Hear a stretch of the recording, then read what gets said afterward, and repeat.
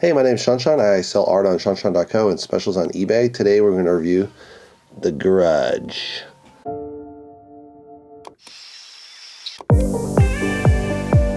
So The Grudge is a film by Nicholas Pesky. It's an hour and 33 minutes, so right around the sweet spot. Has Tara Westwood as Fiona Landers, this mother that ends up killing her family. Junko Bailey plays the Kayako ghost, the ghost from Japan, with the hair kind of hanging over the front. Andrea Riseborough plays Detective Muldoon. Damian Bichir plays Detective Goodman, and there's several other actors and characters in this story. So, a woman goes to Japan and visits the original house from the first film in 2004, where the original Grudge is set.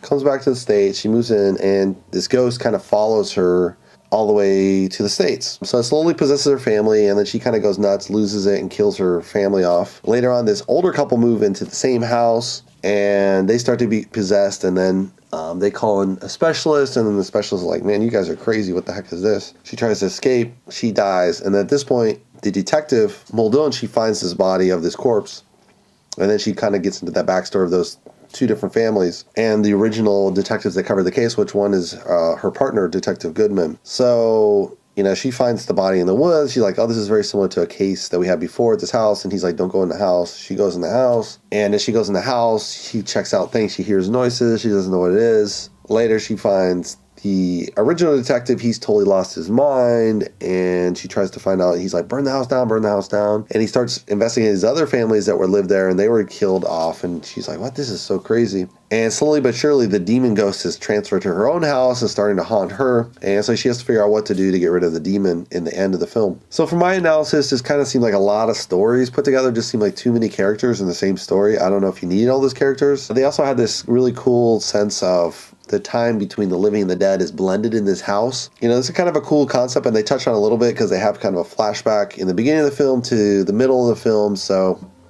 you kind of figure that out as you go along. I think what I would have done is maybe focus down maybe on smaller families. It did make sense in the end as far as the family connection. However, I think it would have been cooler to do kind of, cutting the film a little bit different. So some of those flashbacks would have been in the beginning of the film and back, and you really wouldn't know kind of what to expect. And that kind of does happen, but I think they could have done a little bit more to improve the editing. And develop on that sense that, time in the living and the dead is blended in his house. And so all these ghosts kind of inhabit the same space. That kind of would have made more sense, I think, in the end of the film. There is this really strange thing in the film that they had this strange editing style. They used some kind of the fonts from Japan, like 2004, but the font's like, literally takes up this much of the screen in the cinema. You're like, what the hell is this? Just kind of overwhelming, but it does have that sense of Japanese kind of Godzilla font. So that is tied back to the film. Font-wise, I don't know if it's necessary to do all these big, like 2004 or 2010, and it just seemed like really obvious. He didn't need to explain it with that kind of font. The address is fine, but I don't think, like when she goes back to America where she's at, that's fine. But to really explain it more than that, I think that's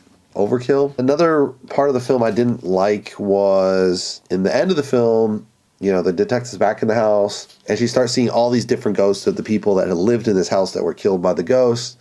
And they're like, see me, see me, see me, see me, or look, watch me or something. And that's just repetitive. And you're visually explaining the story. You don't need to say, see me. You're visually explaining it. There's no reason for this. I would go back to that one robot movie where they didn't use any dialogue at all. It's all visually spoken. That's what you want to do in a story.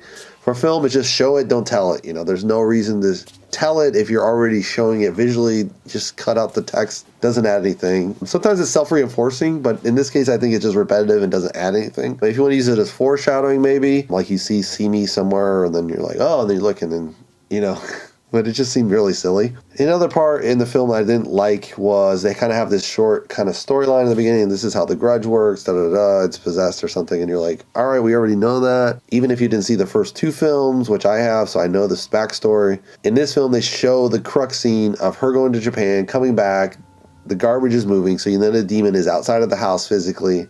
You're going to assume the demon's going to follow her to her house. It's a haunted horror film, so why do you need to explain that? I don't know. Doesn't really add anything. If you want to be cryptic in that storyline, then it makes sense. But if it's just directly what's going to happen, it's kind of like, yeah, we know, dude. There's no reason to explain that. I think it would have been better if they would have used some kind of text. Indirect foreshadowing would have been cooler. Like, I don't know, like they could have explained with the story of the mother, ADL, what it was, maybe show like deformed babies or something. That would have been really kind of the horror film brought to realization. And then you could have had the story more like, did the mother kill the baby because she didn't want the baby, or was she possessed? That would have been kind of more interesting kind of thing here. Worse, here you obviously know that she's being haunted, so it's not, there's no distinction. In The Shining, for example, you didn't know if Jack was going crazy or the house was possessing him. And Kubrick had this really nice balance where you didn't know which one it was. And King had wrote that novel like it's only the house possessing Jack, and so it's much better if it's an either or. And same in this position, it could have been the mother wants to kill the baby because it's deformed, she's scared of the baby,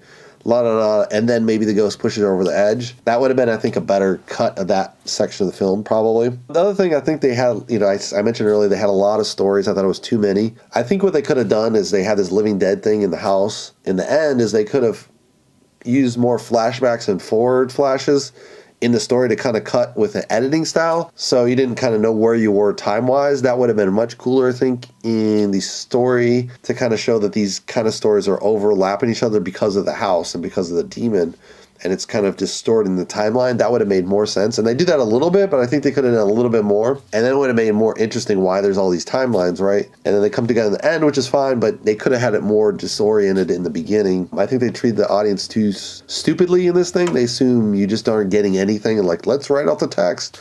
See me, see me. It's like, you don't need to put any of that, dude. It's like a little bit too many obvious things. What you want to use in a horror film really is indirectness, symbolism that ties forward. One of the nice symbols they do use in this film is the house she's staying at, the detective, is 14, which has number 4 in it. The house that's haunted is 44 Burnray Street. I'm not sure of the original Japanese house because I don't think they put the numbers on there, but 4 is very negatively seen in Japan. And they could have explained that as far as the numerology in the end. Like there was some 4 connected to maybe the original house, or, you know, some more connection between the different families. I think there would have been more, there was a little bit of possibility to develop the story a little bit better. I did like the film. I think it's pretty good. It's a one-watch kind of horror film. It's a horror film, so you want to see it in the movie theater. It's just not scary watching it at home. Although now with the big sound system, TVs, maybe it's a wash. That was pretty good. Could have been a little bit better, I think, with the editing. So I'll rate it good. If you guys want to subscribe, you can subscribe below. And I'll see you in the next movie review. Thanks for watching, guys.